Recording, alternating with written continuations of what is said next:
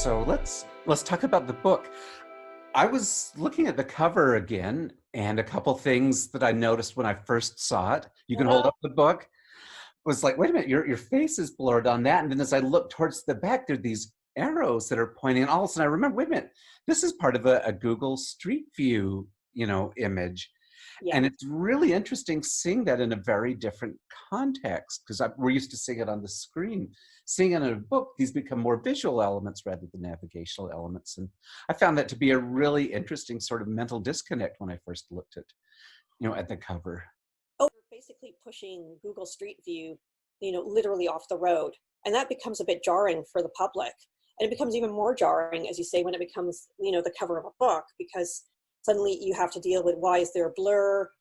As you say, why are there arrows? What's this all about? And it kind of takes you a little bit aback, because you're trying to figure out, how do I decode this space? And as I say, simply when we're dealing online now, it's almost become second nature. We don't see the interface because we understand the function of what we want to find or look at. The really kind of interesting thing about the book is that I did play a little bit with how it's constructed. So I'm asked Heritage House, the publishers, if they would go for this as the sort of inner title page. And, you don't think twice. It is also done as a Google panosphere. So when an image is spread out, you've got often, the farm equipment here and in here, which kind of gives you an indication, if this was to go to get wrapped, that it's a 360. But what I can do is to show you actually how this is being put together. There we are. Yeah, so this is exactly what the title image is based on. So you see myself, which is, a kind of a signature within Google Street View. There's no real way to sign the piece.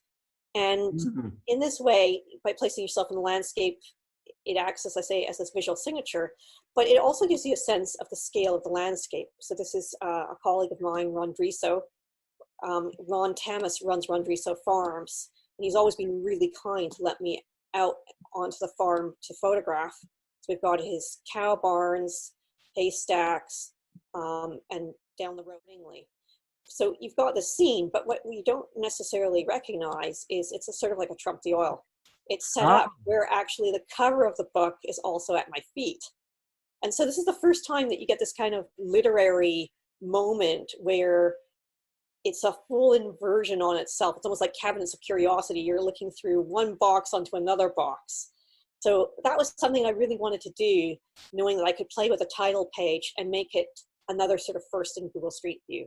John Lynch came across from Northern Ireland to help with the construction of the work. He was a Google trusted photographer. We hadn't really done this before. He had done it as a segment of Google services for businesses, where you might get like the interior of a restaurant. But Google hadn't necessarily gone, off the grid for a business. So these farms were, volumetrically really large. So we could go across several acres if we wanted, and we could stage certain people in action, or in action in the sense that they were frozen in time, so that the camera could record them. And here's that famous sort of signature in Google. So this is something known as Finley's rhododendrons. It was run by a woman called Vern Finley. And if we go up in the sequence, we can actually see her portrait, which is really the commencements of where I wanted to be in the tour. So Vern Finley was actually a master rhododendron grower. And this was amazing, because she was in her late 80s at this point, and she was really up for it. And, she anchored herself against that rhododendron in order to kind of hold her in position. So, you can go through her space. And what's quite extraordinary about it is, you can see all the canopies of the trees, the physicality of the spatial arrangement that she did to compose and curate this garden and nursery. And so her son-in-law is also seen here watering the rhododendrons. I mean, there was a massive irrigation sort of system that was needed, and it was all done by hand. So you get this great portrait or tableau yet again of him. But this location has ceased to exist, in its physicality. It was sort of razed to the ground in order to allow for residential development to happen. But if you're interested in the sense of a herbarium, where you want to understand Vern's footprint in terms of how she managed her garden space, like this, there's also a lovely portrait of Vern's daughter, Sue, who was working in the back garden. And what you find, she's raking the moss. This is a much more damp environment. What you find is you end up with this sense of a dimensional herbarium. And that's something that no one's really kind of thought to explore now as we study sort of botanical ideas. How do you preserve a forest? How do you look at the arrangement of a garden or something that's living in this dynamic? Obviously, something like this is a snapshot in time. And I think, it's almost something I hadn't anticipated, because you do the work in 2013, you're really excited about the fact that you've created this space that records, almost everything within its sphere, except for what's at the base, which is the tripod. You can even see it coming a little bit in focus. So literally, probably something that's 40 centimeters by 40 centimeters is not recorded by the camera, and everything else is. And the camera also leaves a shadow of itself, which is quite interesting, because when I composed the tableau for the book, or as I see them as sort of images, they're framed sometimes in a way that you don't see the camera. There's one part in the book where you'll see this image. It's another sort of signature piece of myself, and it was on a farm that specializes in turkey rearing. But there's an essay that I look at this idea of the trump the oil, the fact that you don't know kind of what you're seeing. Sometimes it's an image upon an image. So Liz Wells' essay is illustrated with the back page of it very close to this. And then my essay starts on the next page responding to hers. But what you find is that the camera is actually showing, and it becomes this really weird double portrait where I'm behind a camera, and yet there's this kind of, what I guess in profile looks like a film camera, like the old cine cameras that you should be winding, but that is actually a panospheric camera. Moments that sort of mimic each other, and you're not quite sure what surface to look at, because it's much more dimensionally complex. The Bose family has been part of the agricultural sector really since the Advent, and even almost before the city of Surrey was established, or as a township as well. So it was really important to have his portrait in here, and to show the scale of what is in this turkey barn.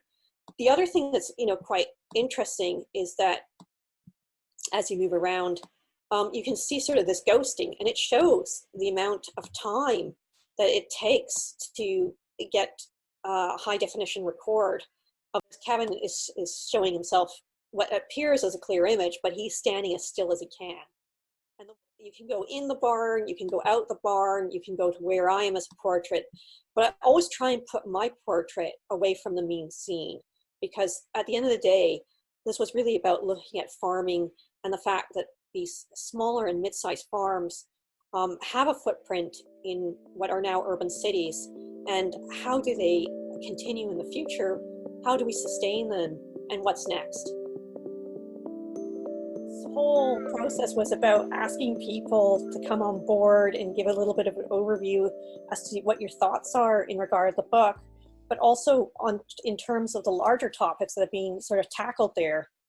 Yeah, so we met, and I was really interested in your work. I was in Portadown, Northern Ireland, which is part of the UK. It is also known as the kind of micro center for the Troubles. And when I began to develop a much more deeper interest in communities, understanding the nuances of place is really important. And so the nuances I like to think of as the socio-political, the social, the political, the historical.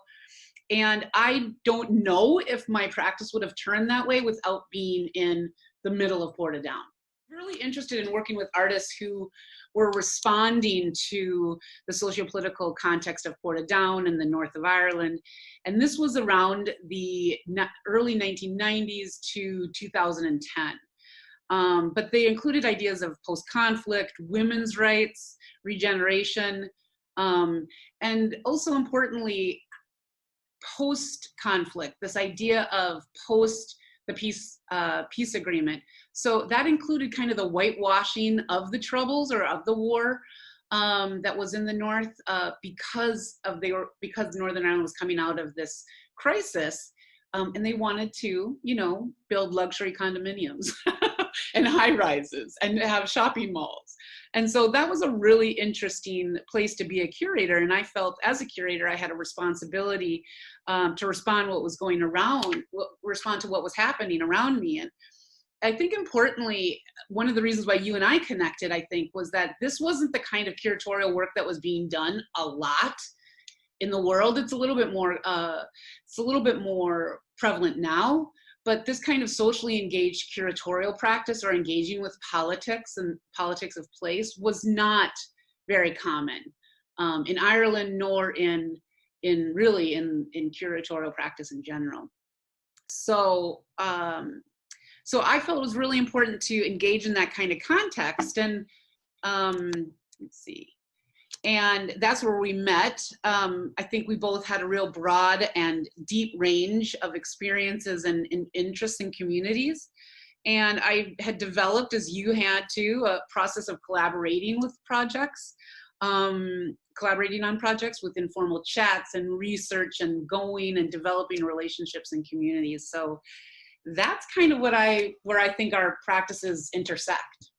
Well, and I'll add to that too, which is definitely, working and living in Northern Ireland as a Canadian was so different as well. I mean, it pushed me. My boundaries were completely pushed because, I think in parts of North America, and especially in Vancouver, nobody asks you for your, orientation, whether it's name, faith, sex, or otherwise. Yet in Northern Ireland or on the island of Ireland, it's always about defining people, placing them, understanding their history, and in a way, stereotyping them. So it was the very first time that I had to be pushed to define myself as a Canadian, or what my values were at least. And that was really quite a moment for me where, had I not been in that geography, I don't think I would have been really as focused, or starting to really question the actions of what it means to be educated in a certain system and working elsewhere. Right. And so, yeah, the book Shifting Perspective starts to actually borrow from that time being in Northern Ireland. Yeah. But did you feel that? Did you feel like there was a pressure too to be on point with your... I think there's a certain rigor in Canada, or at least coming from Vancouver. So coming from, being a graduate from Emily Carr University of Art and Design, which is like the real art process sort of university, and then also having attended University of British Columbia, or UBC, there was that department was a department of visual art and art history. So there was a real, I wouldn't say collision, there was a real marriage of trying to understand, art history, theory, and placing it within your own process and practice. So as you say, definitely in Europe, there's this kind of real engagement in understanding how art's going to be stratified, where it's going to move, who its audience is, and it's not as market driven.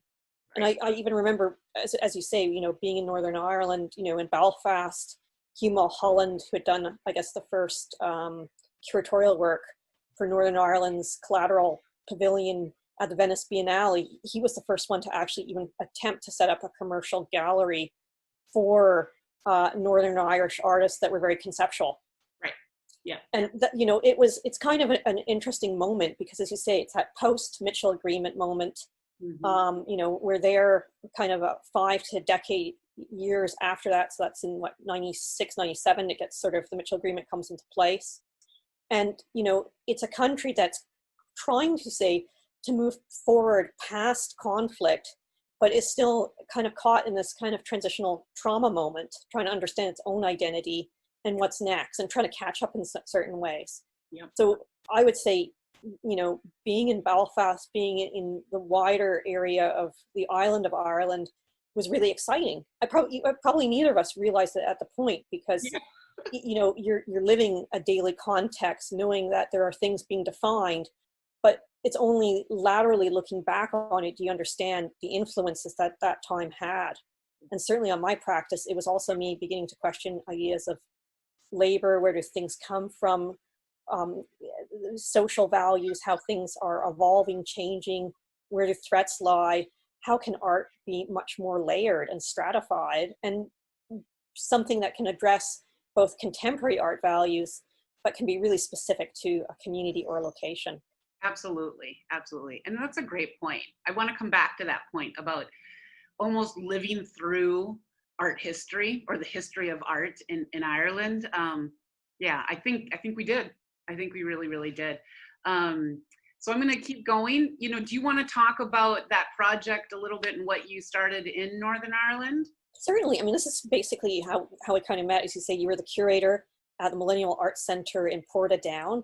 And, you know, I was really interested in photographing a number of apple orchards.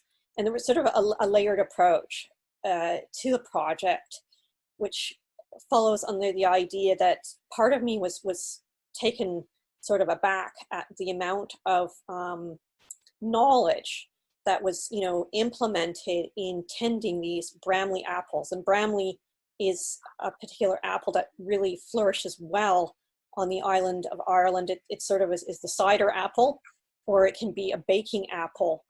But overall, its market value is very low. Farmers, you know, tend to them, but they can literally sometimes have a whole crop go to waste if it's been a good year, and the cider companies don't want to buy on either side of the border. And in other times, it's actually just easier for them to move on to a different crop or grazing. And so they'll effectively burn to the ground orchards that have been around for 60 to 100 years. And so I was looking at the orchards in sort of 2 or 3 ways. One was the labor behind and the knowledge in tending them.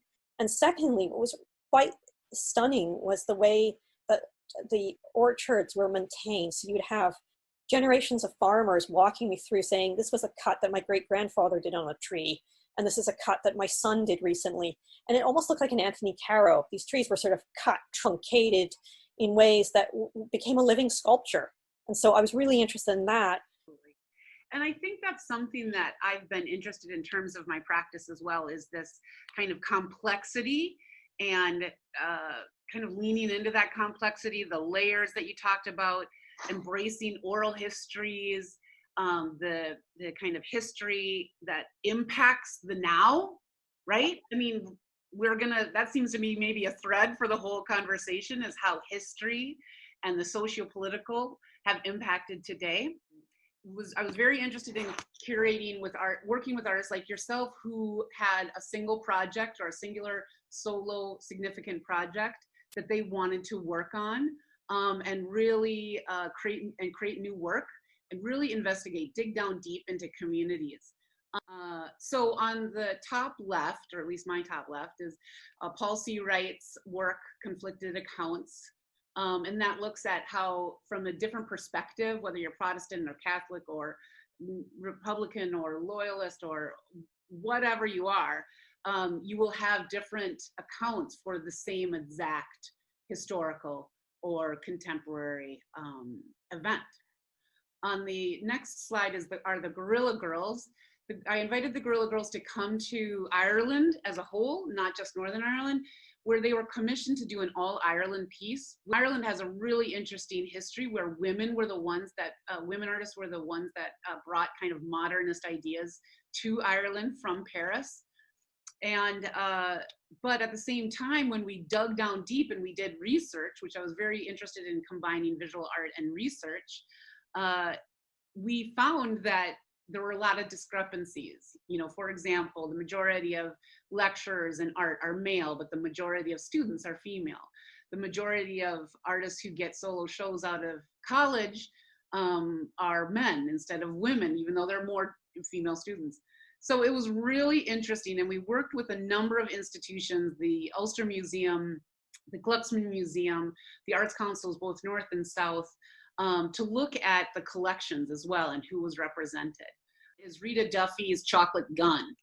And that was a piece that was in a group show that I curated with Fiona Barber from Manchester University. And we looked at 10 years after the ceasefire agreement, the peace process. And that was a piece that was created after the peace process. It's a chocolate gun, which, as you can imagine, can melt. But it's also about seduction, and the seduction of war and armament and arms of by people, you know, the seduction of chocolate. The curatorial work you were putting forward in Borda Down, I just give context, you know, it's a little bit like Vancouver to Surrey. it takes a bit of distance to get to that location. You have to make a decision to get to Borda down. And as you say, it's part of a former Newtown complex. So it sort of had its own association of maybe not the place to go to. But what you brought was a serious curatorial vision that started to put into place the ideas of location, engagement, trying to even find vocabulary to issues that were floating in a community and that would shift.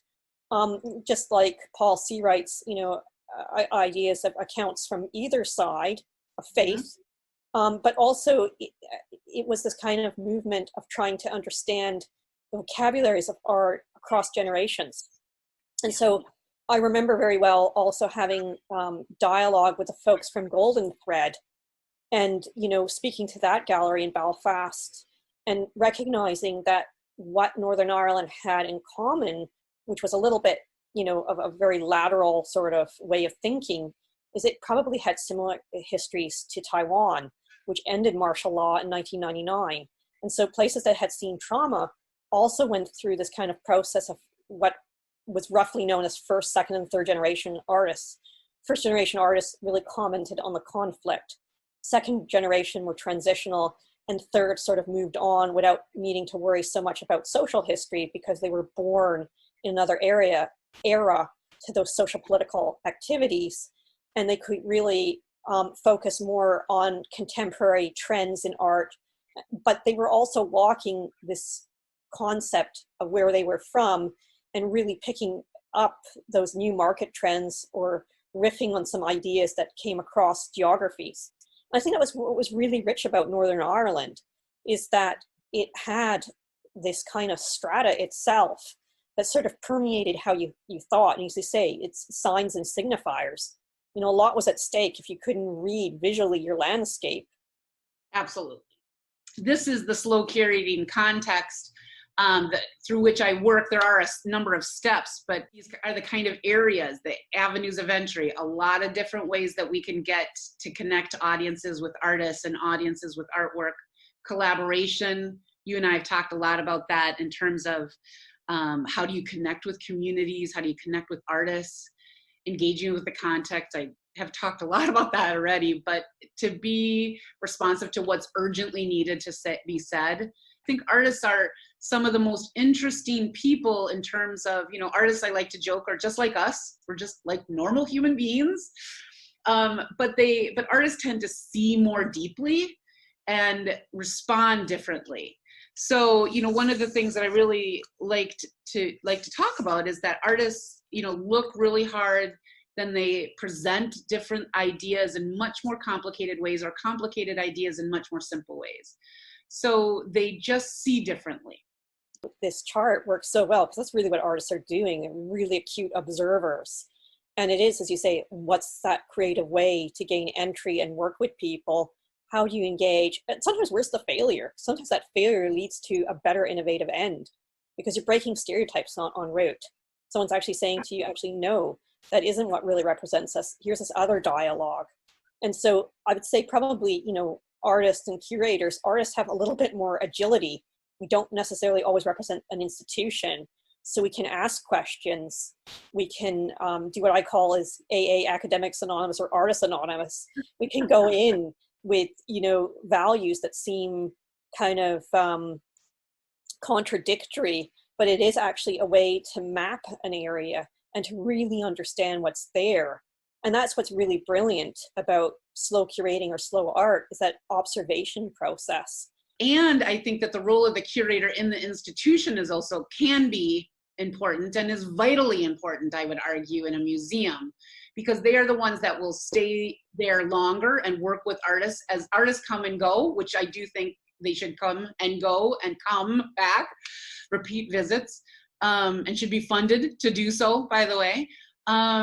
But curators are the ones that are going to continue to keep that thread of consistency with the community if they are committed to engaging with the community and not sitting in their offices and not just researching or going to studio visits, all of which are very, very important too. But engaging with the community, and is that slow is not about time for me. it's not about time per se, it can be, and it is, but it's about connection. Mm-hmm. And that commitment to connection. And that's something I really see in your work, is that there is a commitment to site, to place, to people, to scene, and looking hard, really slow looking. And that's Sherry Tishman is the one that coined that phrase. She's a Harvard educationalist. And, you know, this slow looking takes time, but more importantly, I think it takes a deep connection to place. Oh, no, I think it's really beautifully said. And I think that's really what's so important now, you know, whether it's in politics or in visual art making or even going into school, is this, as you say, this respect and this kind of awareness and this willingness to build bridges, to connect. It doesn't mean that we all have to be on the same page. I mean, there's always going to be different voices or different perspectives, but it's that willingness to connect, listen, and exchange. And that's what really drives, I think, successful projects. And I think that's what's difficult for institutions and sometimes artists to take on board, is it's another level of facilitation that I'm not saying can't be taught, but it requires numerous examples to come through museums and galleries, and for that to also be discussed as part of the process. Because typically in art and in art history, we talk about maybe the material process that an artist goes through, or the conceptual process. But the connective, those connective tissues, that layer is sometimes used in a way to say, well, this was a community arts-based project, and almost puts it in a secondary level of consideration, or it was just community facilitation, aka there was some sort of other social benefit, you know, through social work or social justice. But that work that really straddles all of these layers is sometimes misclassified, or it isn't written about. It's like you read my mind sometimes. This is something that I've argued or put forward, is that museums and this kind of work have gone through phases. You know, ancient museums, you know, from the beginning to 1850 were a certain kind of scientific driven place. Then 1850 to 1960, they kind of professionalized. 1970 to today was really about multiculturalism and engagement. Excuse me. But then everything has changed today. Now is the time for socially engaged museums, or what I call permeable museums. This idea of community facing museums who engage with what's going on. You know, no longer can we just put things up on a wall and expect people to come in and engage with it. We have to get out of our building. And, you know, I think that that's really important. I think that 2020, the spring, will always be demarcated by two things: COVID-19 and the riots in the United States. And, well, arguably three things: the economic situation. But I think that those of us who are committed to curating and working in museums, and artists who are doing this kind of work, really know that nothing will really be the same again. And that's why we do this kind of work. I wanted to just share those thoughts and ideas with you. But when you sort of take the SDGs and you take the 17, you think of them almost like three separate biospheres. What you start to recognize is the most important are, if we have a stable environment, which is the land, the water, our earth, it can sustain society. And it's really these cultural values. It's the society, it's these intangible things that really make us as a functional community come forward. And then that latter tier is the economy. Too often we've just been looking at the economy without really thinking about the partnerships of society, nature. And when those are in balance, then we can actually support each other and really move genuinely forward. And I think that's where effectively artists will go perhaps in the future, is they will be greater social commentators on what's happening today. Because as you say, bizarrely, the markets, including the art market, have dictated typically how art moves and functions. And now there's greater causes that are coming to the foreground. And so I always think it's really quite extraordinary, because, you know, Malevich did The End of Painting. somewhere, I think in 1917, the Black Square. Nothing associated with Black lives. I mean, it was literally the end of representation. And a lot of artists have moved through breaking down their media or their processes, or like Duchamp, the ready-made, how far or how distant you can get to the art. So we've had this distancing, which has given us a very rich contemporary vocabulary of how to see abstracted spaces, or how to even incorporate wit and humor through conceptual titling. But we haven't really dissected the community or the engagement or the connectivity. That has kind of been put on the back burner, and now it's a great time to bring it forward, because it may give us guidance as to what's next, or even how to kind of talk about it. There is so much more that happens when we're in dialogue with each other. And as you say, we have this interconnectedness to each other. And when we begin this dialogue, we build our capacity, our confidence, speak and learn about our own backyards, our own environments. And that really means that at the end of the day, we can all be ambassadors for what we've experienced. And that's so important, is rather than having someone else report it for us, that we can actually start to communicate and articulate those values that we're experiencing, or counter values, as you say, things to challenge. And so I love art because it gives us this capacity that as we start to do things, we start to remember, understand, apply, analyze, evaluate, and create. And as we move through all of those processes, it strengthens what's happening.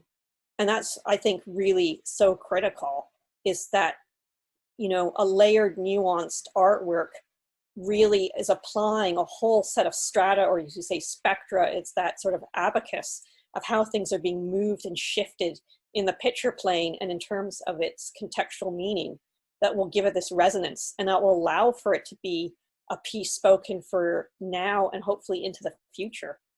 Well, I loved it, and I wanted to say this, and about, you know, kind of on the slow note. You know, I know one of the essays is about slow, and I actually see slow a little bit differently. But you know, your work feels like, to me, it's slow in terms of many layers.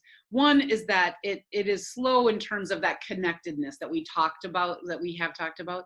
But I love that, and I'm not sure if it's a direct defiance or if it just reads that way to me, but I do love that it seems like a bit of a defiance to the, like, iPhone quick snap, quick selfie, quick click kind of image that happens now in photography, and not generally in art photography, but in how people read photography. And I really love that about all the work in the book.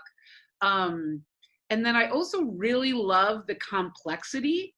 You know, I think when people think about photography, and I'm sitting here in my office and looking at beautiful photographs from where I live in Minnesota, and, you know, historic photographs and photographs of the landscape, and they're very static. And it's kind of a one surface level reading. And one of the things that I really loved about the book were that the images felt complicated. On one hand, very much of the place, right? Where you were. And there was lyrical moments, and it was beautiful. And of course they were well done, and the composition and everything fantastic in terms of a formalistic kind of reading. But what I kept getting out of it were these layers, the complicated layers that I could read in looking at the work and looking hard at the work. And that's what I encourage my students to do, is to look hard at the work. So I love your work. I've talked to you about it before, but because of this kind of complication. And there were a couple of other things that I wanted to talk about in terms of your work. You know, one of the things that I really like, and perhaps it's because I felt like before, as I mentioned, I sat at these kind of borderland between Protestant and Catholic, and loyalist and nationalist, and in Ireland. And then, you know, I worked in the north of Ireland, and I worked in the south of Ireland, and I've worked in the deep south, and I've worked up north. You know, I tend to feel like I'm in these borderlands, and maybe I'm reading into it, but I feel like there are a couple of things for me that I read in these kind of juxtapositions, if you will. I'm not a binary gal. I'm very much a non-binary gal, but it's like you are interested in working with participants one-on-one, but also very interested in web-based technologies and connections. You're interested in contemporary ideas, but also traditional ideas and modes of working, and or traditional symbols we were talking about. There's a North American aesthetic, but there's very much in a European aesthetic, at least how I'm reading. And for us Americans, maybe Canadians are a little bit more like Europeans with their aesthetics. Meaning you have great aesthetics. But there's also very much a conceptual driven part to the photographs. So at the same time, it's very much located locally. And I like to think my work is that way too, working locally, but thinking globally about these different issues. Rural and suburban, painterly, yet has documentation, or like documentary, vignettes and tableaus, systems and structures, memory and reality. I kind of like those dualities and how you play with those as well. So, those were some of the points I wanted to make about the work. But I think it only comes from a real deep commitment to the ideas that you've been talking about, engaging with the community, understanding, respect, dialogue, looking hard, looking critically, those kinds of things. So, So these are the things that I tend to take on board. These are my own values as an artist. And these are the things I try to transmit in the book.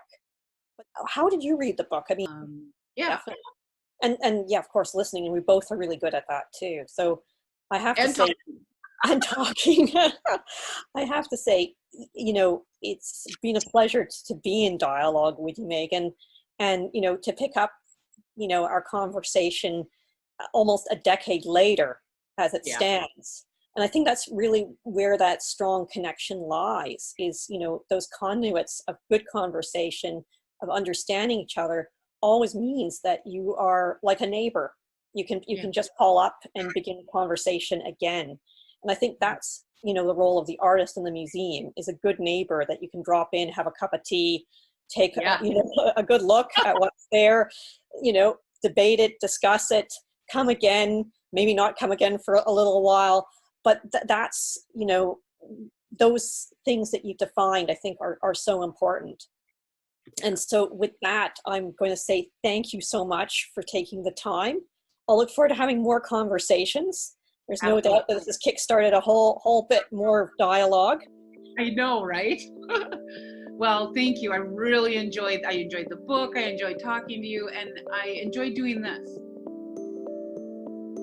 I would really encourage people who are reading the book to go to those tiny URL links that show the Google map views of those various farms and the rhododendron garden that were filmed. I would really encourage people to go and do that. Take the time to go on your computer and to see them as you would as somebody walking through there is really a good experience. And it's good. I really think it captures the essence of the work and the hard work involved in farming, and it in a way it celebrates it. And I'm hoping that people can sort of understand that farms are not just vistas. Smaller scale farming with plots like you've highlighted in your pieces on this one's for the farmer are much more viable than a 2,500 acre or 500 acre farm, when they have to rely on foreign labor to do that hard work. So I think we are in a point now where the celebration of our local farms is more important than ever. Once for the Farmer was presented at the Surrey Art Gallery in 2013. And I had met also Ron vis-a-vis the Surrey's Farmers Market, which the two of you helped establish. So there's kind of this synergy, and it's interesting, how sometimes different disciplines come together to continue the dialogue about what's next. The biggest challenge we have here in the Lower Mainland is the price of farmland. So there's various things that are going on with farm leasing.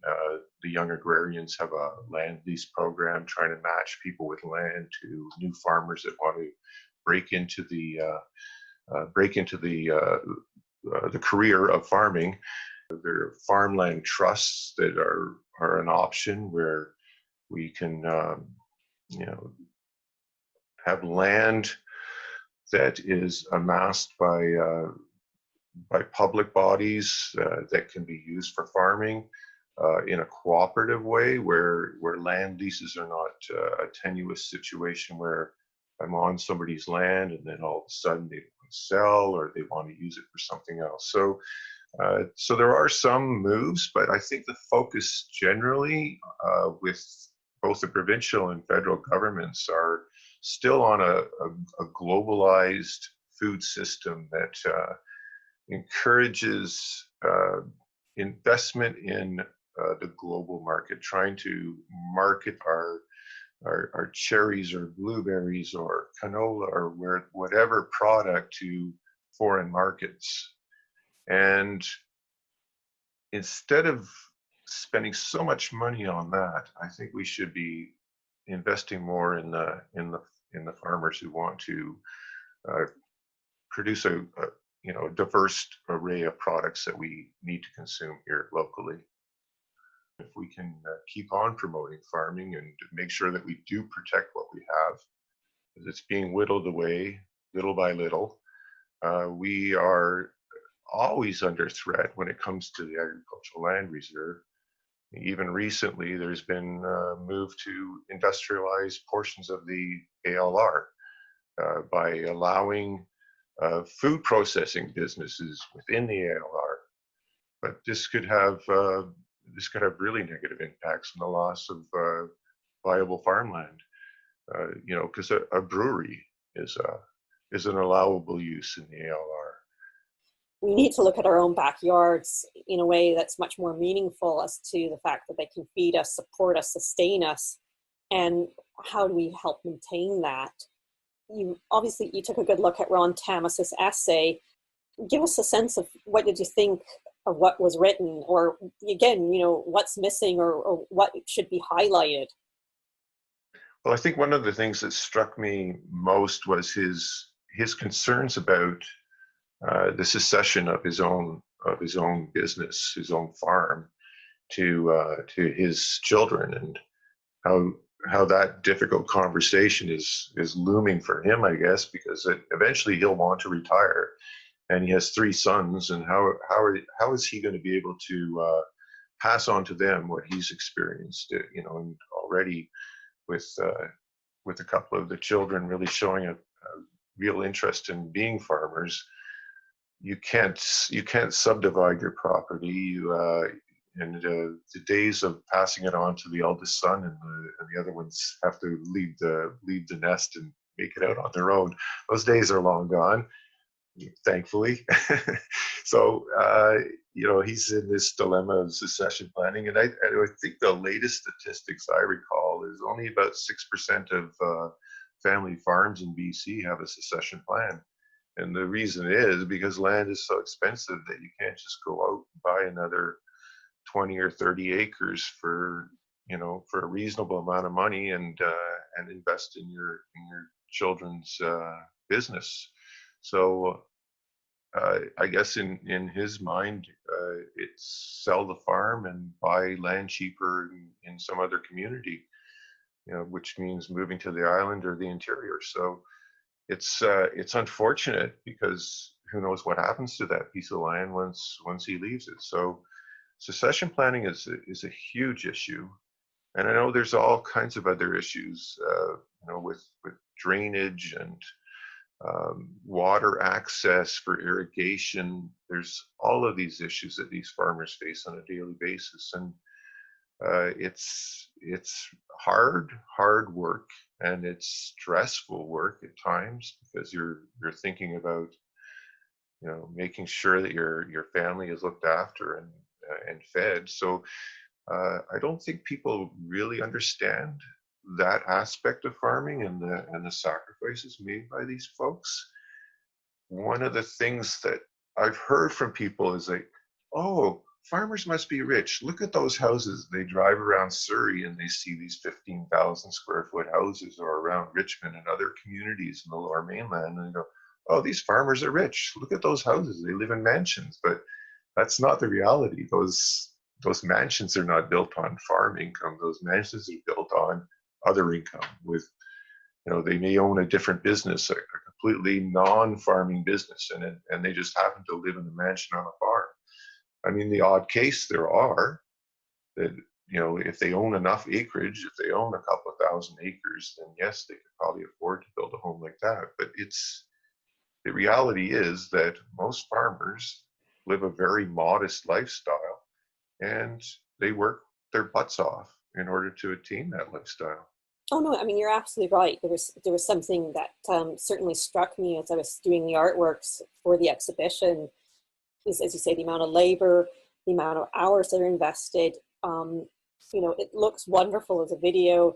Part of my aspiration was to sort of play on the subtleties, or riff, you know, with someone like Andy Warhol's Sleep, which is, you know, 7-8 hours of someone sleeping, just to show this kind of continuous work that people are doing. So there are video clips of Ron Thomas just collecting, surprisingly, you know, I think a lot of people would expect you would have certain hardware at hand, but collecting for the best fresh appearance and taste, corn by hand.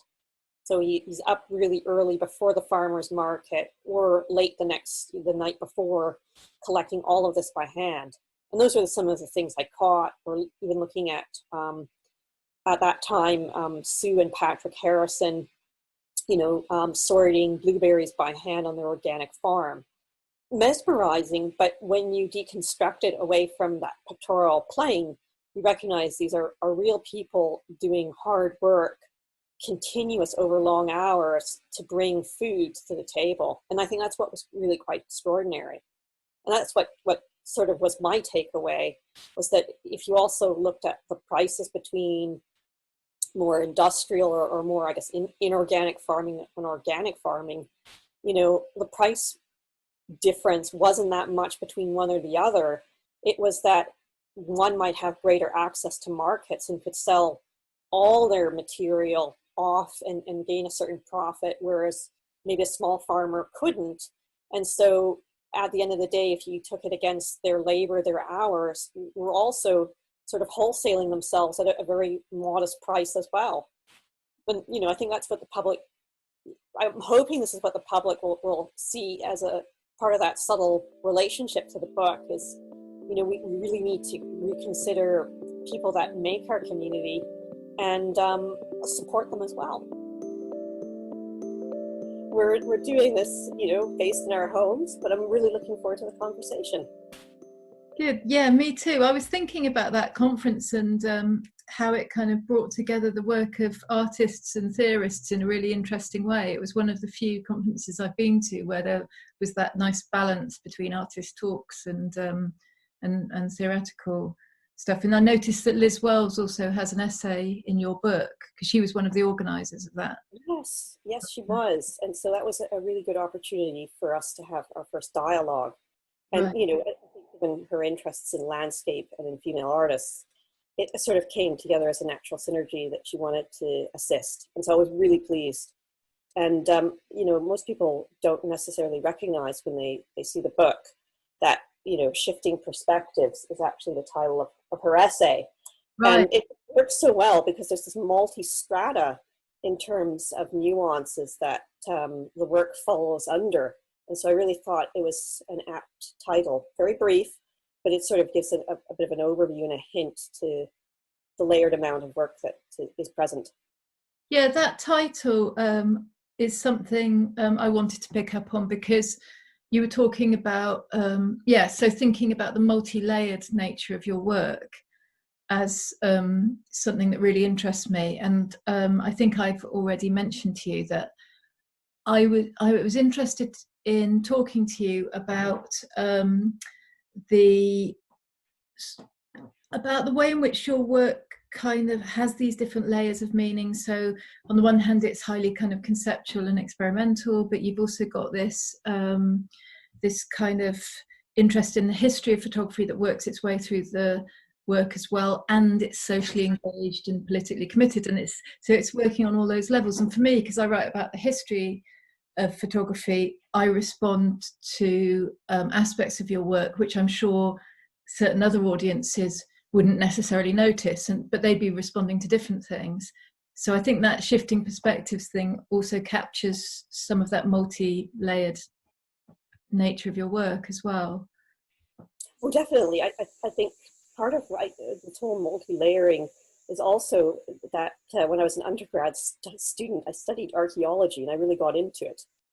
How difficult it is, or it seems to me to be difficult because it's not done very well very often, to combine kind of conceptual, rigorous conceptual experimental work with socially engaged work.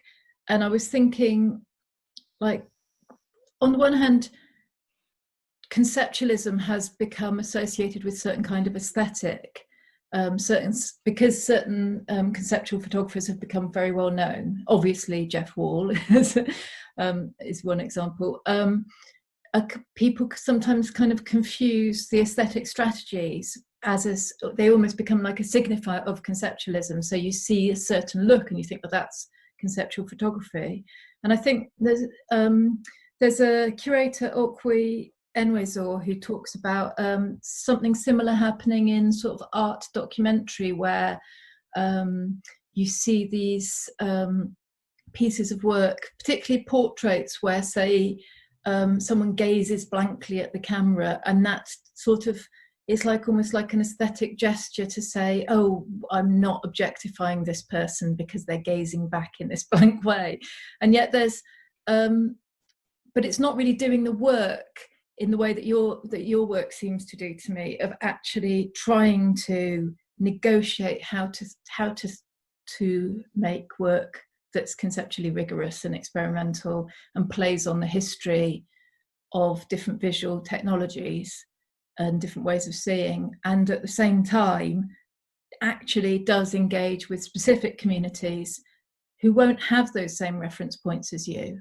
Do you find that a challenge? Oh, definitely. And I think you've summarized it really lovely, because in a way, I don't think people realize there is a huge process of negotiation. So you're taking your own education, you're taking your own, vicinity or locale. There's no doubt that what the so-called Vancouver School of Art has left is a certain legacy or certain aesthetic in terms of how photography is discussed or seen. We will always be very vigorous, at least in this part of Western Canada, in terms of conceptualism. So that's really part of our education system here.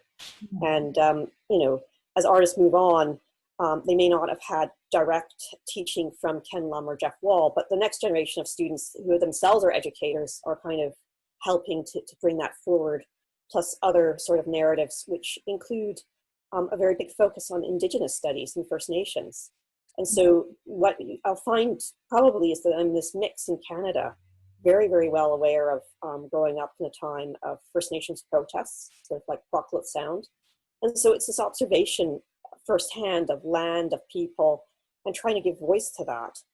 And I guess what I've always been really interested in is this kind of nature of how do you respect areas of location, people, what's being, whether it's the way art is made, or even the processes that it's being sort of delivered through, and trying to play subtly with those, and then add another sort of, I guess, signified layer or signatory layer, which is, whether it's Stan, Douglas, or Jeff, actors are hired. But what if there's this possibility of engaging people who are the subject experts in their craft, in their field? So rather than hiring an actor to be a farmer, what if you work with a farming community directly, and they start to take on a role where they're co-authoring and co-producing? And so that I thought was really quite important. And probably part of that also comes from spending a little bit of time in Scotland. And I had been introduced to the work of Ian Hamilton Finlay. And of course, he's such a big name. But one of the things that struck me is that he always named everybody that he co-produced with. And so I was really sort of taken by that attitude that there was a way to be much more respectful of the community that you're working and residing within. So there's just kind of these nuances of experience, I guess personal vision, and then just attempting it. Yeah. You know, I do look at historical painting. I think that's the training in Canada, and it's mostly Western painting. And so, you know, your French Impressionists, you know, sort of your early Romantics and so on. But you do realize they were working within communities. We don't know the names of those individuals that were sometimes painted, but they must have had amazing rapport in order to get somebody to pose in the studio or in situ. And so that's really what I wanted to take away and try with some of the material that's consolidated in the book. Yeah, I think I'm interested in that idea that sort of how our different arts training in different parts of the world as well, how that kind of shapes the way in which we approach practice, but also because you've moved to these different locations and, you know, working in East Kilbride and working in Northern Ireland and so on. It's really interesting that you're able to make those comparisons across as well, which isn't something that I don't think many people would be able to do.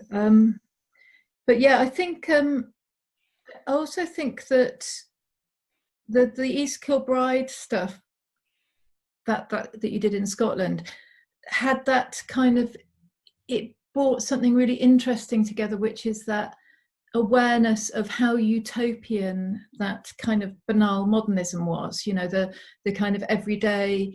So one of the things I'm interested in, apart from writing about photography and museums and so on, is this just broader thinking about modernity in everyday life and how elements of the utopian aspects of modernist culture that we associate with high modernism did kind of penetrate even the most everyday environments. And here in the UK, it seemed like it didn't for a long time. I grew up believing that it hadn't, that modernism really had bypassed it. Almost my art history education had almost taught us that in some ways the UK had kind of been a bit bypassed by early or pre-Second World War modernism and things. And then then even in the post-war period with the building of the new towns, they were always sort of a bit denigrated and looked down on. And so it's really interesting, that work in East Kilbride, because part of what you were doing was getting the local community to see, well, this is how I read it, was getting the local community to see elements of utopianism in their environment, to recognise something which was so everyday to them that you were bringing an outsider's view to them. That's how I understood it anyway. Well, I think, again, you really are great at deconstructing my practice, you know, in live time and in this conversation, which is what I noticed when I reached East Kilbride, is that there were some amazing threads of architecture. But as you say, they were denigrated or through sort of, you know, public biases, and most of those were coming from outside. So, you know, East Kilbride is in the vicinity of Glasgow, and everyone understands, you know, that there's this amazing historic cultural layering in Glasgow, but less so in areas outside of the main city centre. And so I was really curious as to what people were missing and what that was in their own backyard. And what came to mind, and it was something that was sort of coined as a phrase en route as the project was happening, was that there was a certain blindness to the modernist agenda in Scotland. That people had been, you know, literally side-blinded in the sense that they were told it was awful, it was a failure, there was nothing to look at. And you would look at the quality of the materials, maybe it had deteriorated or hadn't been well maintained, but the form was there. And so I thought it was really important to begin that dialogue. So you could say there was probably a lot of my projects are about research and dialogue. And I don't like having dialogue with myself. I like really being, you know, expressive with others and trying to understand the context. And so even as you mentioned earlier about, you know, shifting between spaces, I think one of the other sort of personal philosophies that I have is, can you become a chameleon? Can you blend in your own environment? And that means, can you really understand the values of a local community and be, again, respectful to them? And so, you know, when you're in a place and you realize that people are unsatisfied or don't understand what's there, you want to ask the questions of why, and then you want to possibly bring forward some of the things you see. So often the projects I do are elsewhere from where I've grown up, like Scotland or Finland or Latvia, but I like using that outsider status. I'm not from here. Can you help tell me what you see? Let's explore it together, and maybe we can come up with a better response, one that could be critical, social, political, sublime, whatever it is, but let's work on it together as a possible outcome to better contextualize what's here. And what you were just saying about margins was kind of reminding me as well of your work in the sort of in the suburbs of Surrey. You know, that idea of going to the edges, going to where where the town meets the countryside, or the sort of the neglected edges of things, and then by refocusing on them, kind of changing that sense of what's peripheral and what's not. So I think that's really interesting. But I wanted to come back to this thing about the kind of utopianism in the everyday, and kind of teasing that out is, I think, part of one of the things that happened in the UK was, of course, that in the post-war period there wasn't a lot of money swirling around, so a lot of these developments were built with cheap materials. But there's to be able to read out of that, to find, to nevertheless find in them those design ideas and beliefs for a more kind of equal society and so on, almost built into that architecture, is like a gift back to people as well. So I think that's it's something that, because I know people who grew up in post-war estates in Britain who really appreciate them, but then had to undergo the kind of propaganda against them that took off, I think, in around the 1980s and so on. So those environments are very. It wasn't that people were necessarily experiencing them as bad environments, but it was that they were being told that they were not good environments to be in, and that they were not valued. Yeah, you're absolutely right, because there's always an imposition of someone from somewhere else saying to you, no, what's there is not valuable. It really doesn't deserve, a second look or gaze. We have something better for you. Yeah, and the other thing that strikes me about your work is that you take kind of ways of seeing that we might, so you mix together, say, art historically valued ways of seeing, or forms, aesthetics, with ones that have become kind of sort of banal themselves, like Google Street View, for example. I find it astonishing. It was interesting that your work kind of predated Street View existing, but then also that then you take up using that technology. And Google Street View is one of those things. I remember that again, it's about utopianism. There was this moment where it was like, or Google Earth. Do you remember the excitement about Earth? Like, look what you can see, the sense of that utopian moment, and then it becomes very banal very quickly. We get very used to it, and we just navigate that aesthetic. So we can look at your images and see, those little arrows that we see telling us where we are and what angle we are, and we immediately can decode them, and we know what those are. So you've almost kind of linked into a photographic aesthetic that's very of our time, but is almost neglected as well, oddly neglected. Yeah, no, I think there's definitely, there was the work Every Bus Stop in Surrey, BC that you refer to that was, very early net artwork where mapping was so critical. I always wondered to this date, because it was reviewed by Rhizome and some larger internet and paper-based magazines, whether someone read it in Silicon Valley and then decided, this might be a moment forward in terms of how we congregate data. So I'll never know. We'll never know the story.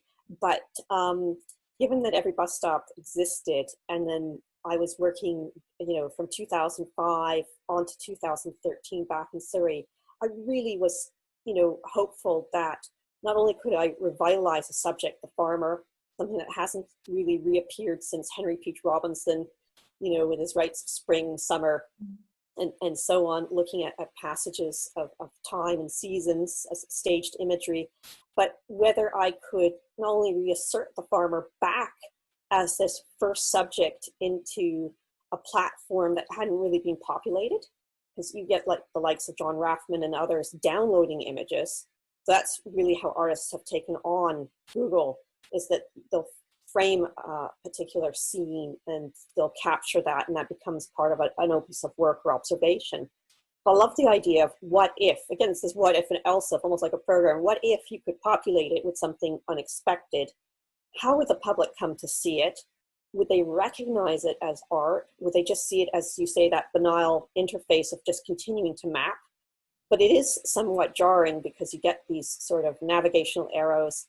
On the prints, I let them, I download my own imagery with the actual interface, and yet they're also composed to be sort of a dimensional photograph, with lack of the best term, breaking a little bit of Susan Sontag's idea of, something's a fixed frame, and here you've got this whole ability to look to the sky, to the earth, and everything minus about 40 centimeters where the tripod sits is available to the viewer. So you can frame your own composition, yet there is a main composition there. And so it's this kind of, as you say, this ability to want to negotiate, stratify, and know that there can be multiple audiences, and maybe someone will take only one concept away, or maybe someone will find several concepts. And that's really how the artwork is always framed, is that it's multi-authored for a very large audience with specific interests, but it can also be read as one larger stack of information that sometimes almost seems unto itself overwhelming, that someone could come up with this strategy. And so, it speaks of hopefully a detailed approach, and one that, again, you're trying to assign value, respect, and play with all these subtleties and nuances. And that comes across in the work on the farms, and this one's for the farmer, because you get that sense of you get it in the book very clearly, this sense of there not just being one visual approach, that you move. If you took one image, you would think, oh, I've got a handle on what this is, and then you look at something else and it's a completely different kind of work. So it looks like you are using multiple strategies, and that it kind of demonstrates that there isn't one aesthetic that will grab this, that will capture this. So there's a sense of lots of diverse approaches. But the other thing that struck me about that was when you use Google Street View, you often can't go down into a farm. So when you try and go off road, I don't know if you've ever done this, but if you go on there's a one where there's a website where you can get dropped anywhere in the world, and you have to using Google Earth, you have to find your way, but you can't, if it's not a registered street, you can't go down there. So you kind of, farm tracks and things like that are always blocked off, so the farm is always only experienced from the road, which puts us always in this position of agriculture is something that happens over there, it's not part of our world, kind of thing, as viewers. So that was interesting to me as well. You're absolutely right. The farm is always seen from a highway. It's always distant. It's, as you say, in that sense, metaphorically, it's distant in our memory, it's distant in our experience, and it's physically distant. And so what was really beautiful about Google, working with my collaborator from Northern Ireland at the time, John M. Lynch, was a Google trusted photographer who came across specifically to assist me, and that we would collaborate on this endeavor, was to show the scale of the farms, because you don't have that sense. And I also love the idea that you could collapse time, that effectively you're just clicking from one node or next point to next point to next point. And it seems like it's this one instantaneous click away to the next location. And yet, just like a Jeff Wall, these are full staged events that takes several days to sort of stage and map and to execute as a whole day. And, there was also a certain amount of graciousness by my hosts, farmers, who gave up full production days too. It's not exactly profitable for them to partake in something that's aesthetic. So that was really an extraordinary gesture on everyone's part. And that comes back to like what you were saying about Henning Robinson and those photographers with their highly constructed images, in a way. I guess that loops back to that idea of, where counts as a place to take photographs, or what counts as a good subject for photography. Because I know that farms, for example, were not always. I think you might have mentioned something, or I might have read something in your book about attitudes towards photographing farms and farms as a subject for conceptual photography. Definitely, farms are probably always associated much more with the documentary movement, speaking about food security or poor food management. So you would never, in recent times, find food or food production as a subject for fine art photography. And so that was a real risk, could you actually do this in a meaningful way and hopefully create it so it could also fall into a much more conceptual photographic framework.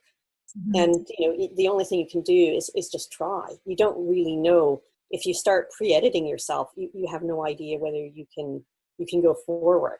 And so that was something. There was a lot of comment I had from folks locally that said, maybe this isn't such a good idea. Farming hasn't really been looked at as a subject. Maybe the last time it was looked at as a subject in photography was potentially August Sanders, or maybe a little bit of Eugene Auger finding an orchard in a rural part of the suburbs of Paris. But technically, as a subject, or as something that's caught in the camera, no, it certainly had disappeared. And I think that's what I was really fascinated was to say this repositioning and placing the farmer back as the central subject, since they had gone missing almost from about the 1850s and 60s. I mean, they were there as pastoral figures, often in paintings, and even, after the advent of photography, they quickly disappeared as well. So the emergence of photography and their, sort of quick disappearance as a subject almost coincided, from the 1850s. And I thought, wow, photography could bring it back, or imaging, or an artist, and that's what was part of my strategy. Yeah, it's interesting. I guess, yeah. So are you saying that that as photography was invented, the farm as a subject became less common at the same time? Pretty much. I mean, Henry Peach Robinson, as you well know, it was a struggle for photographers to understand how to find subjects for photography. Mm. So they replicated, in a similar way, subjects that painters had worked with. So the still life, maybe a pastoral scene. And then it was quickly realized, within a small decade or two of the emergence of the media, that you could do a lot more work that went beyond what a painter could accomplish. And so suddenly photographers start to gain their own vocabulary for a medium that was, in a way, emulating the footsteps of painters and their own subjects. So literally, the parting of photography and painting from each other, being so closely wrapped as co-subjects, or in terms of processes and subjects, also creates the disappearance of the farmer. And as I say, 50s, 60s, you get, at least in Canada, you have the National Film Board doing certain vignettes, a magazine as well, looking at documentary photography. So farms, are part of our economic bread basin for the prairies, and fishing on the Maritimes. So you had images of labor, but with a much more concise, sort of pragmatic set of statistics attached to them.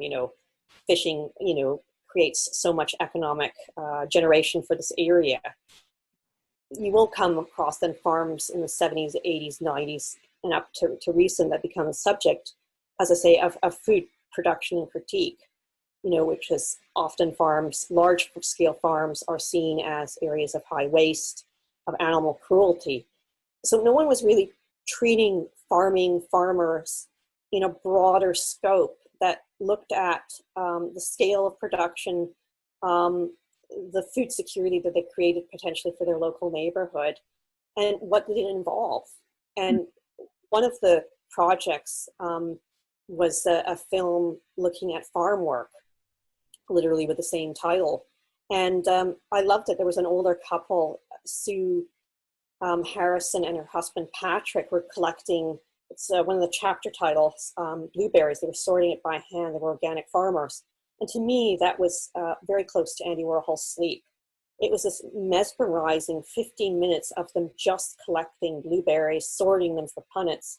And we have no sense that when you go to potentially a grocery store or to a fruit stand, that someone has, gone literally through every berry to choose what can, go to the market stand or meet the grocery store standards. And so for myself, it was this moment of, there is so much more care in our food production than we're ever made aware of. And so it was lovely seeing this older couple do this work with such focus, and that, you could say, that monotony became also mesmerizing. And it spoke of this labor, this intention, this understanding of something beyond the walls of the grocery store. And so it opened up and it humanized it in a way that I hadn't anticipated even. You also, something you said then made me wonder, I don't know if does Google keep, success situations of Street View? Because, so for example, for a long time after I moved into my current house, you could go on, I'm conflating Google Earth and Google Street View here, but you could go on Google Earth, for example, and see the aerial view of my house, and it would be with the people who lived here previously's car in the drive, and their children's toys in the garden or something. And then at some point that suddenly changed to our car, but a lot later than when we moved. And I noticed another thing, I live in Bristol in the UK, something that happened very fast on Google Maps was they threw the statue of the slave trader Colston into the river, and on Google Maps the little sign for Colston statue also moved into the water.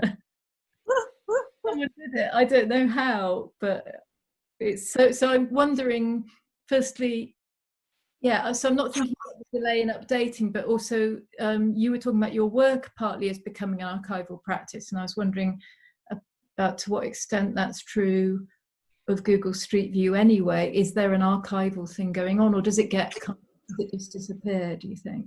Do you know? Well, I know that you can see small emergences of this. And I might get some of the cities wrong, but I know that you can go through, I think it's Rome and parts of London, and it will show a record from 2008, maybe the next time that was recorded, which would be 2010-11.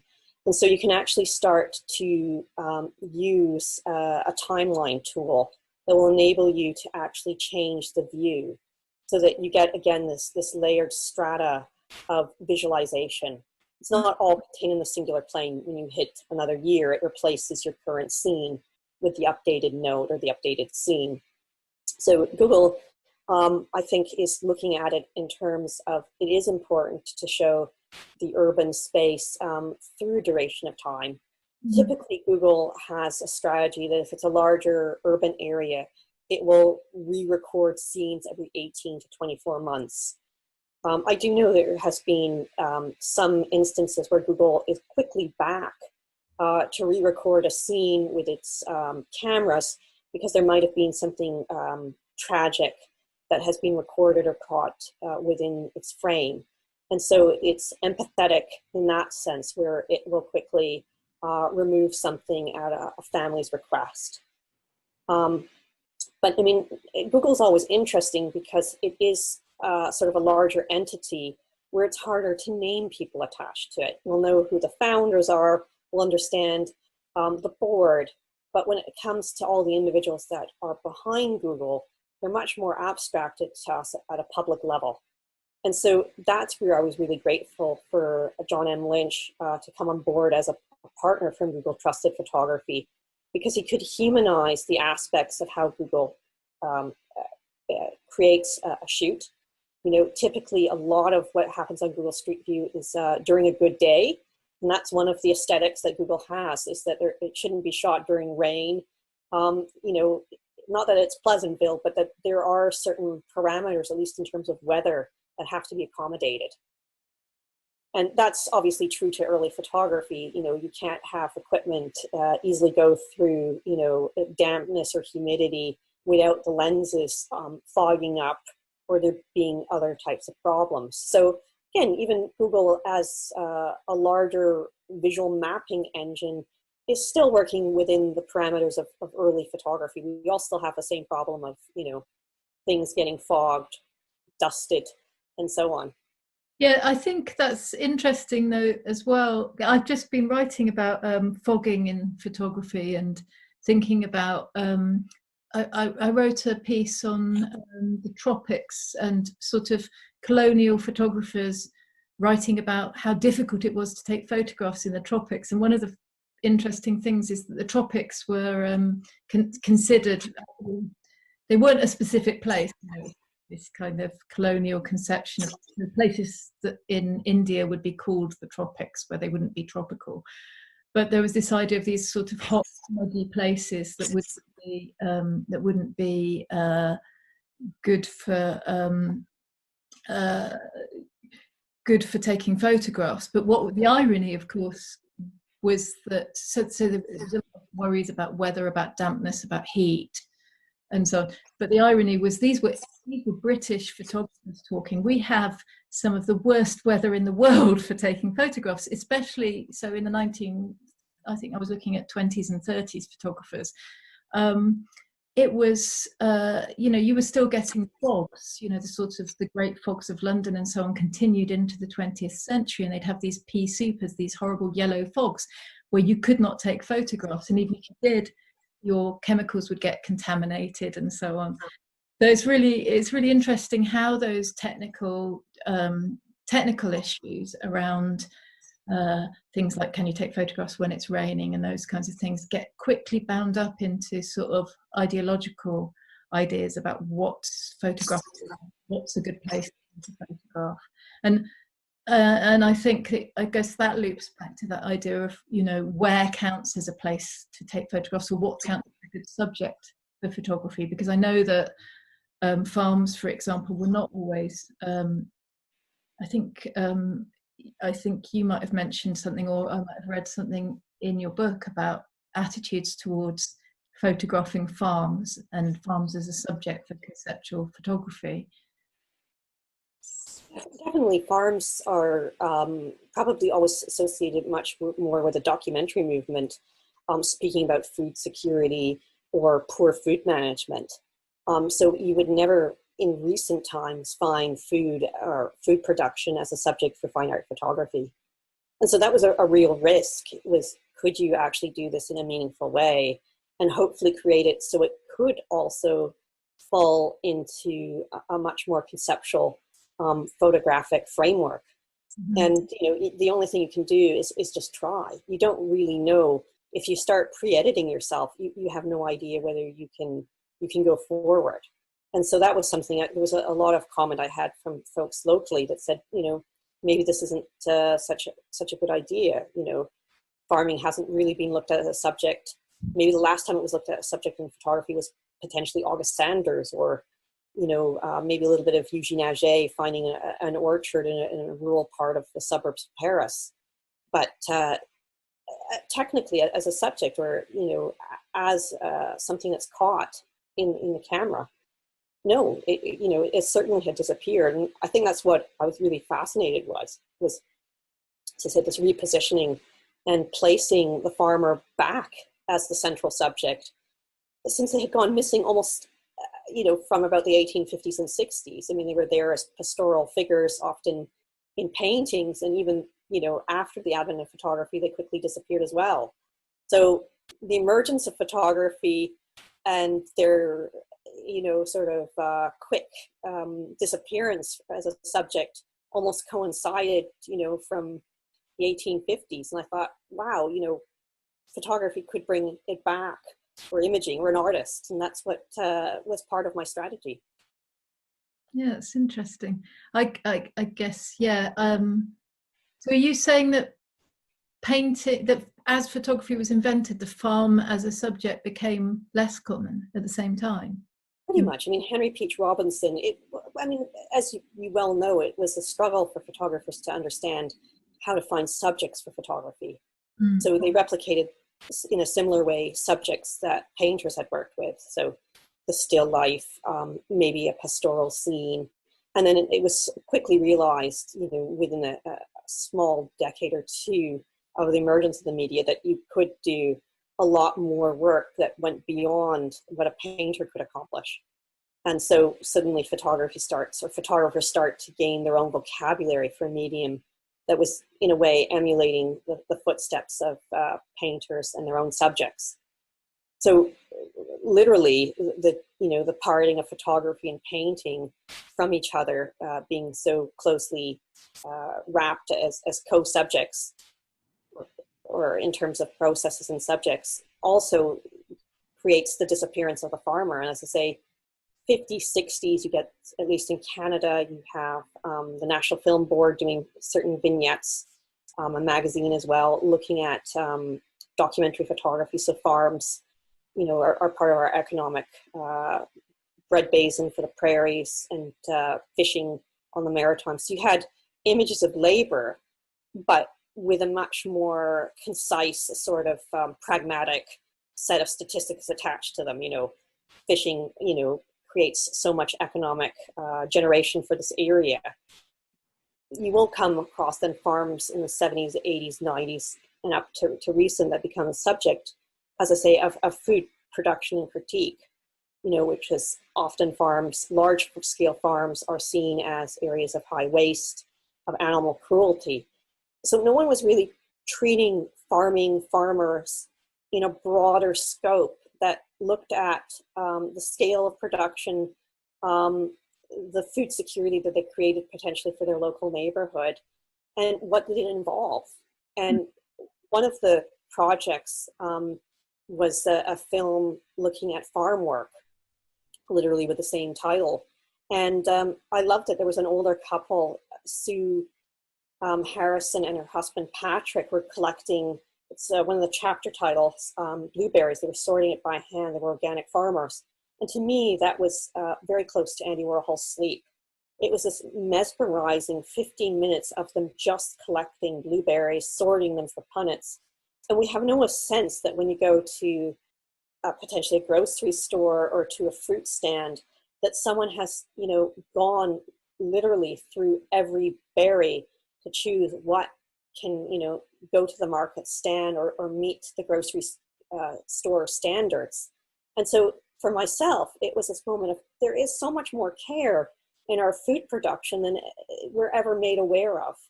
And so it was lovely seeing this older couple do this work with such focus, and that, you could say, that monotony became also mesmerizing. And it spoke of this labor, this intention, this understanding of something beyond the walls of the grocery store.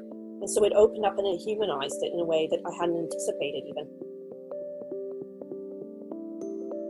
I thought we would begin the discussion, you know, obviously there's the famous book, but before there's a book, there is life.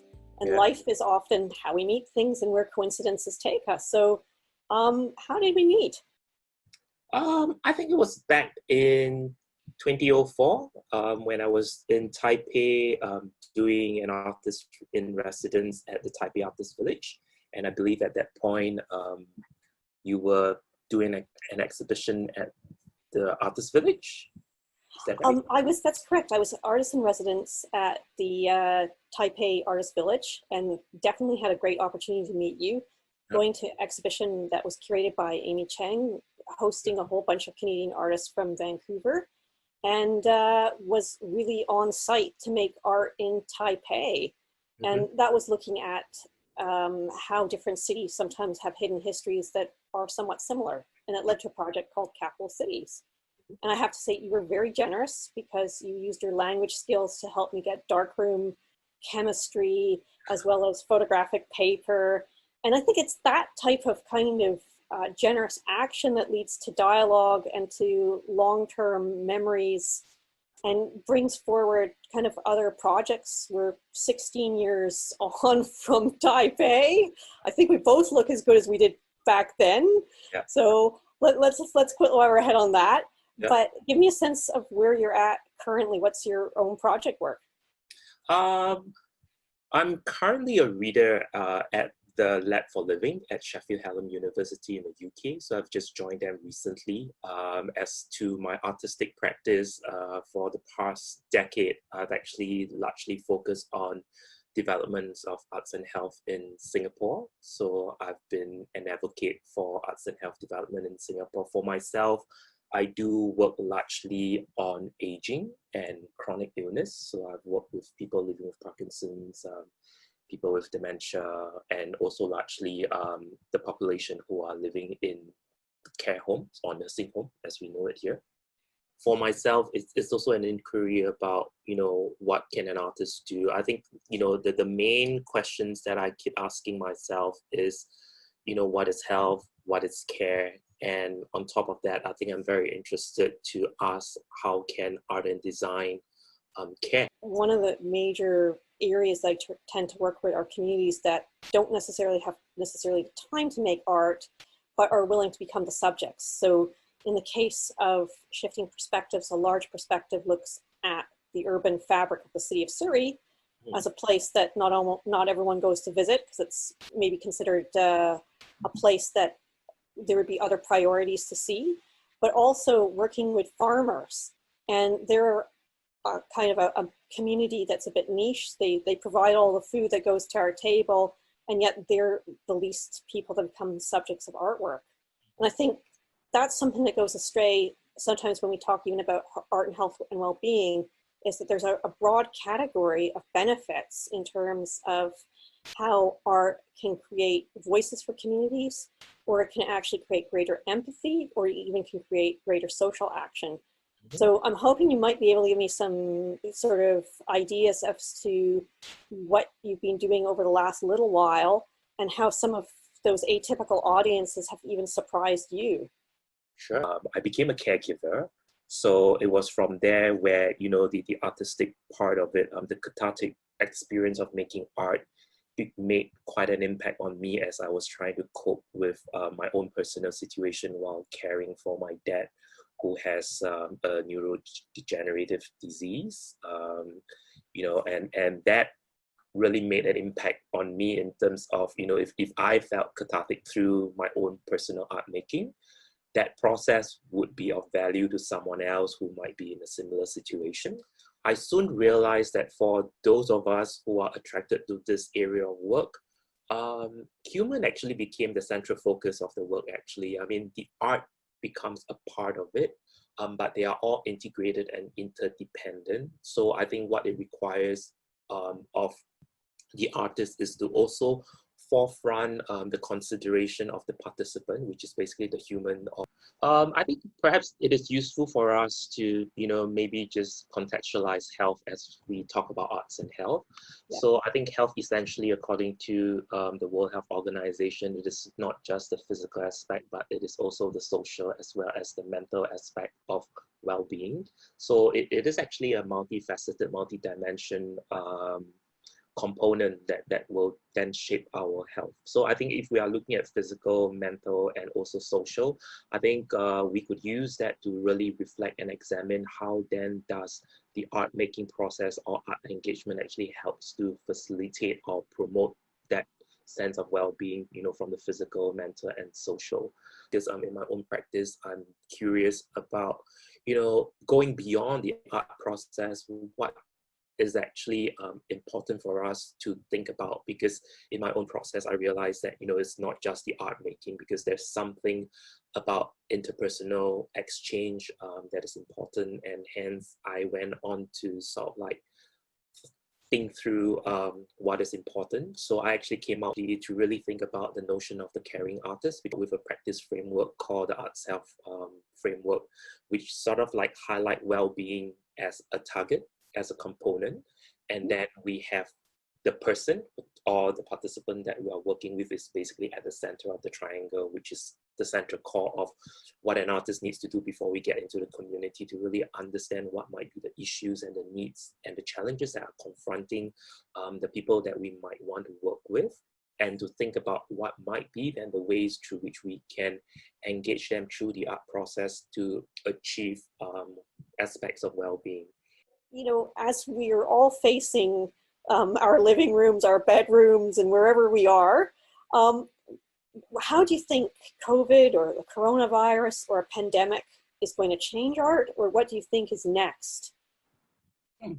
Despite the disruption and the inconvenience, that this virus situation has brought upon us, I think it do push us to start thinking about remote encounters, remote engagement. I mean, recently I've been thinking along the line of virtual care in relation to arts and health. And I think, it also gave us opportunity to think about how we can actually leverage on digital media. I mean, of course, that said, I'm sure there are certain things in terms of the haptic, the presence, that, telecommunication may not necessarily offer that. But I think it does sort of like present us another dimension, another opportunity to look into what might be the possibility, in terms of combining the screen technology with something that is a bit more physical, like haptic touch, which I think is quite interesting. I think that's really important because, even, sort of trying to do this apex here, bringing it back to some of the work that was done in Surrey, there was a moment where a lot of the farms became virtualized. They became mapped in Google Street View, which was a very, very much a first. No one had staged work. It was another long conversation. But what I realized, these were done in 2013, we're in 2020. A number of the farms are still operational, but some have disappeared. So one was called Finley's Rhododendrons, and it was even then an octogenarian. Someone, Vern Finley, was in their 80s running basically a private acreage where she was growing rhododendrons and magnolias with her daughter and her son-in-law. So it was becoming this intergenerational plant nursery that they were running. Unfortunately, land is always precious, and there's always pressures of cities to build up. So land was eventually sold, and that state of the nursery disappeared very quickly in favor of residential buildings. But when you go through the virtualized or the Google Street View map of it, you can see about 18 points in what was the nursery. It becomes really interesting because it also becomes this virtual living lab of plants. It gives you an inventory, almost like a herbarium, but it also still brings pleasure to the eye because it allows you to map and trace nuances of a place that you might have walked or known. And so I think there's something really interesting, as you say, about working with virtual care or giving scenarios to people to revisit, because it does sharpen our perspectives. It can create a platform for dialogue and exchange, and of course for working with older folks in terms of memory recall. Yep. And for newer people, it gives them an opportunity for a younger audience to see what has been and how cities change and evolve. So I think definitely art, design, fine art projects are going to come together, and it's really about getting this dialogue, so we're building a strata and not seeing things in silos, but things that's actually much more multidisciplinary. And when we do that, I think that's going to be the strength of where we come post-pandemic, is to realize everything in our backyard has meaning, and it can have multiple narratives attached to it.